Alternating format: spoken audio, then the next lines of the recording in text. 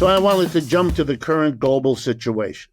The United States was dominant from 1945 to around 2015. Then it's over. Why do I say that?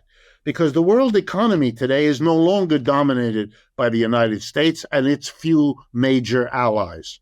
Nowadays, the United States and its few major allies are known as the G7. You'll see headlines in newspapers about the G7.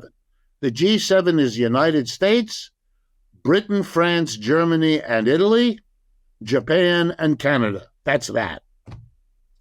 That used to be the United States, its allies, dominate the world economy. They don't anymore. There's a second bloc. It has a name. You haven't seen it very often yet, but you will. It's called the BRICS, B-R-I-C-S.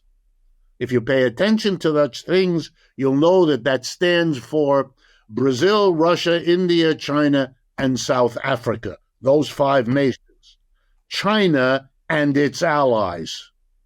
They recently added 6 more countries, so it's now an 11-country bloc.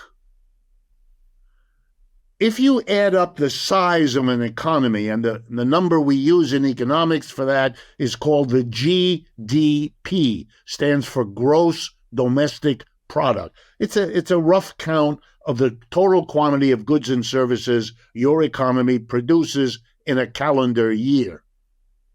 Well, if you add up all the GDPs of all the countries in the G7, U.S. and its allies, it adds up to about 29% of the total output of goods and services in the world today.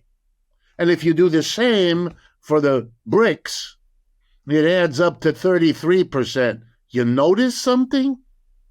Is different.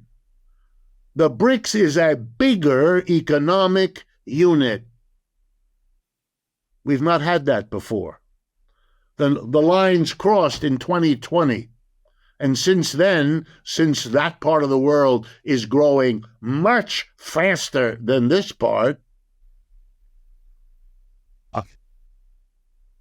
so by what standard, again, is the socialist world a failure? What? What are you talking about? Do you perhaps mean health care? No, it doesn't work out so well. They have mostly universal health care in those socialist countries. What about education? No, they're pretty good on that. Civil liberties. Good. You got one. They're not so good on that. That's a flaw. That's a criticism. I'm okay with that. I have no problem. I don't expect societies to be perfect. I certainly don't argue that they are. I don't do it for our side. I don't do it for their side. But I don't permit, I can't, if I'm going to be intellectually honest, or at least try to be, to allow things to be said that are bizarre. And now there's another point. I'm not sure you were going to go here, but just in case. And if you don't, maybe this is an invitation to think about doing it.